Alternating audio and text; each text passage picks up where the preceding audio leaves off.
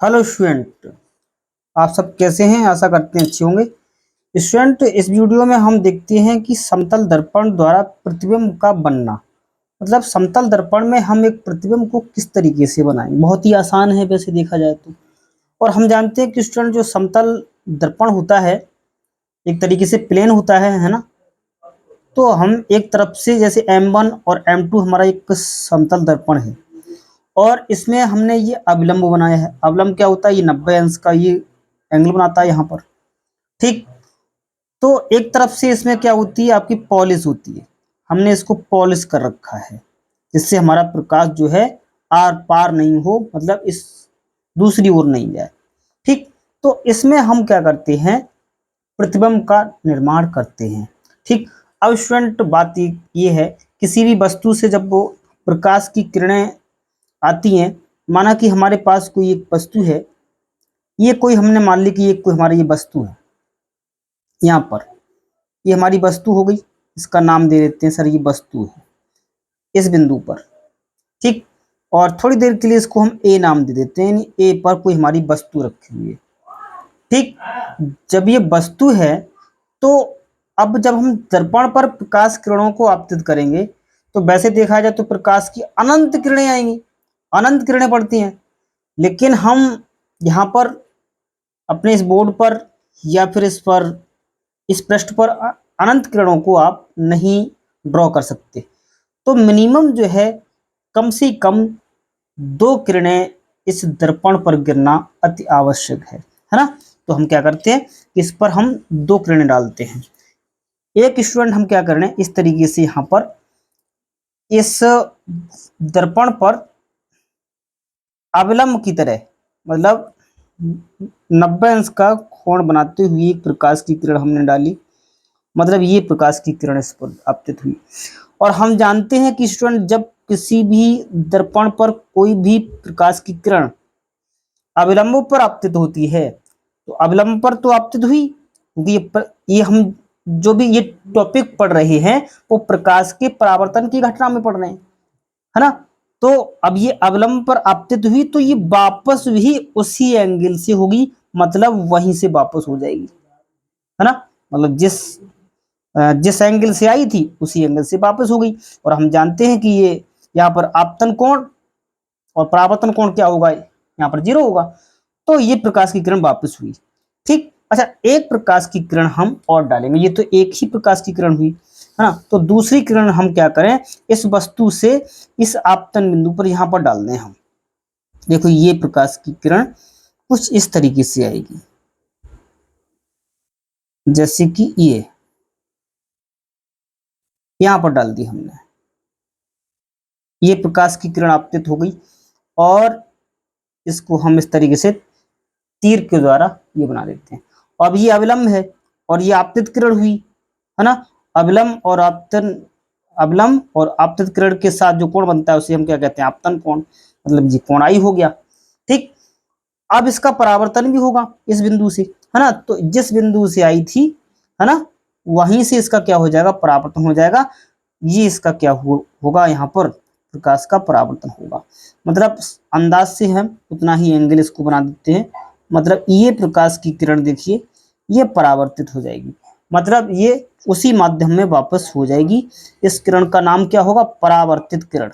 इसको बोलेंगे हम परावर्तित किरण। ठीक है स्टूडेंट, और ये किरणें क्या कहलाएंगी, आपकी आपतित किरण। ठीक है स्टूडेंट, अब जरा देखिए, क्योंकि यहाँ पर अभी हमारा प्रतिबिंब नहीं बना। अब हम देखो स्टूडेंट थोड़ा सा यहाँ पर क्या करते हैं, थोड़ा इसमें हम क्या करते हैं, दिमाग लगाते हैं। देखिए ये प्रकाश की किरण आ रही थी, उसी से वापस हो गई। तो हम क्या करें, इस प्रकाश की किरण को हम थोड़ा आगे बढ़ा सकते हैं। हमने इसको आगे बढ़ाया, ये बढ़ाया, देखो इस तरीके से हमने इसको आगे बढ़ा लिया। ठीक, जब इस किरण को इधर बढ़ाया हमने, मतलब दर्पण के पीछे बढ़ाया इसको। ठीक है, ये प्रकाश की किरण आई। और देखिए स्टूडेंट, ये जो परावर्तित किरण थी और ये ए, इसको नाम देते हैं यहाँ पर ओ पॉइंट, है ना। इसको हम नाम दे देते हैं यहाँ पर बी पॉइंट, है ना। ये ओ बी किरण है, इसको भी हमने देखिए पीछे हटाया, इसको भी हमने वापस पीछे हटाया इस तरीके से, तो ये भी देखिए यहां पर आके मिलेगी। अब देखिए ये ओ बी किरण को पीछे हटाने पर ये यहां मिली आके, और ये किरण इसको नाम दे सकते हैं हम, ये सी ले लो, एसी किरण जो थी इसको हमने जब आगे बढ़ाया तो ये यहाँ मिली, यानी इसका ये वस्तु थी यानी यहाँ पर बिंदु ए पर इसका जो प्रतिबिंब बना, दोनों किरणों ने जहां पर ये कट किया है, ये वाला पॉइंट कट किया है, तो यही क्या होगा, इस बिंदु ए पर जो वस्तु रखी है उसका प्रतिबिंब होगा, मतलब इसको हम आई नाम से दे देते हैं, तो यही क्या है हमारा प्रतिबिंब है। ठीक है स्टूडेंट, तो इस वस्तु ए का प्रतिबिंब किधर बना, ये आई पर बना। और देखिए स्टूडेंट ये आई आपतन कोण है, ये आपका परावर्तन कोण हो गया मतलब आर, और हम जानते हैं कि आपतन कोण सदैव परावर्तन कोण के बराबर होता है ना, प्रकाश के परावर्तन के नियम अपने लोगों ने पढ़े हैं, है ना। तो इसका मतलब है देखिए ये प्रतिबिंब बना।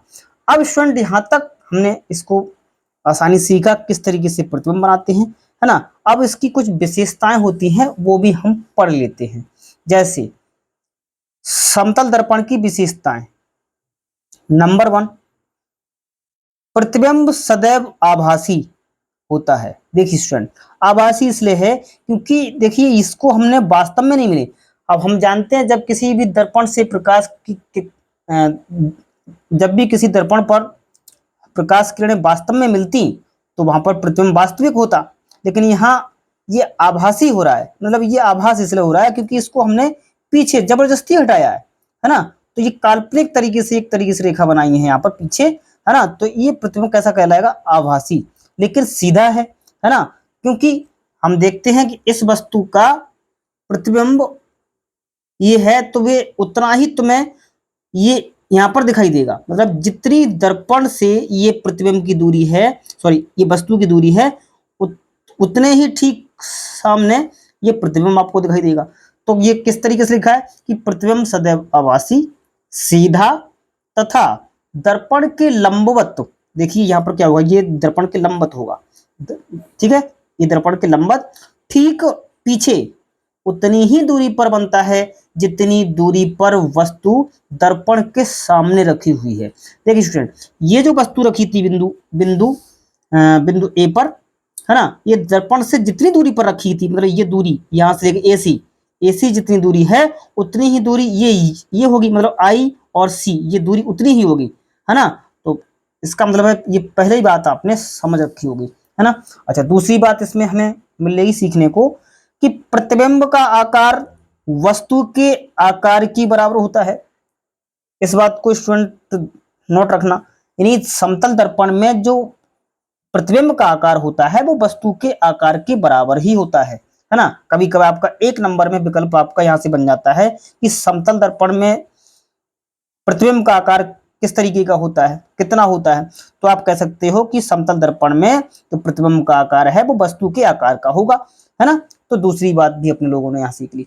अच्छा स्टूडेंट तीसरी बात तो और देखिए इसमें अच्छी है ना, आपको मीठी लगेगी, क्यों लगेगी, देखिए व्यक्ति का पूरा प्रतिबिंब दिखाई देने के लिए समतल दर्पण की न्यूनतम लंबाई व्यक्ति की ऊंचाई की आधी होनी चाहिए, है ना।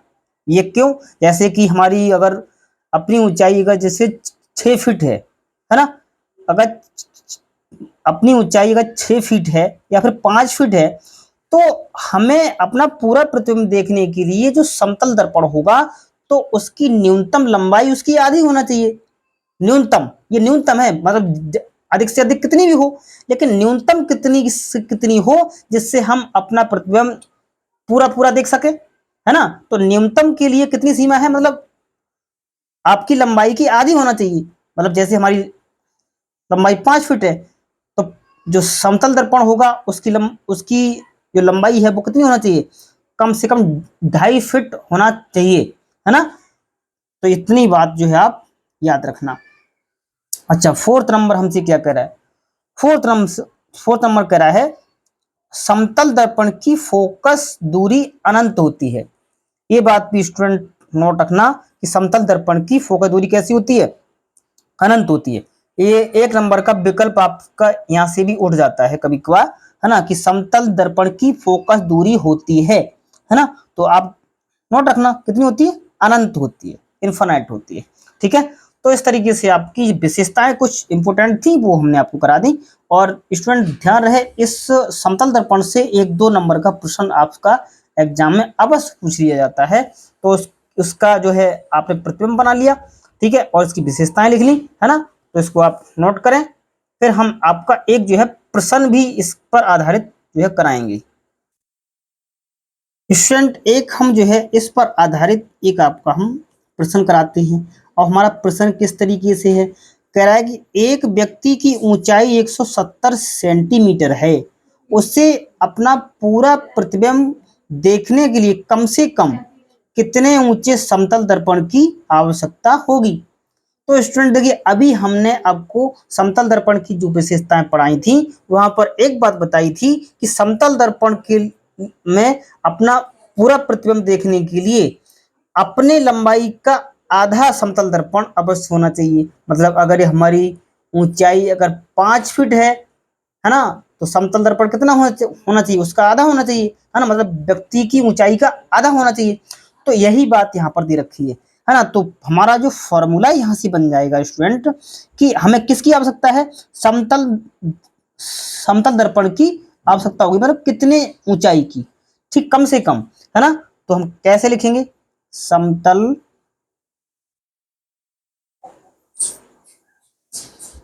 समतल दर्पण की न्यूनतम ऊंचाई, न्यूनतम ऊंचाई,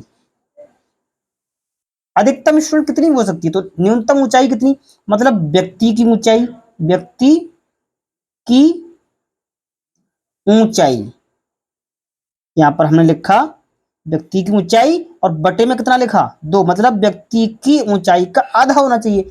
अब स्टूडेंट प्रश्न में हमें देखिए व्यक्ति की ऊंचाई कितनी दी, 170 सेंटीमीटर है, तो व्यक्ति की ऊंचाई की जगह हमने 170 सेंटीमीटर लगा दिया। अपॉन में कौन है हमारे, 2 चल रहा है ना। तो अब 170 का आधा कितना हो जाएगा, काट लें, 2 अट्ठे 16, मतलब 17 कटे, एक बच्चा, कितने हो गए 10 और 2 पंजे 10, मतलब 170 के आधे 85 ही होंगे, है ना। तो इस तरीके से समतल दर्पण की न्यूनतम ऊंचाई कितनी होगी, 85 सेंटीमीटर, है ना। तो आप यहां पर लिख सकते हो कि समतल दर्पण की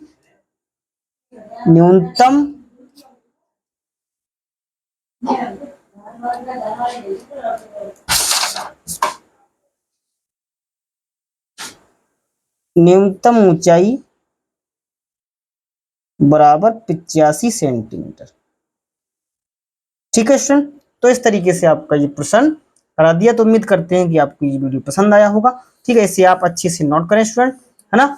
और इसमें से आपका एक नंबर का प्रश्न अवश्य मिल जाता है। तो मिलते हैं आपको नेक्स्ट वीडियो में, तब तक के लिए नमस्कार।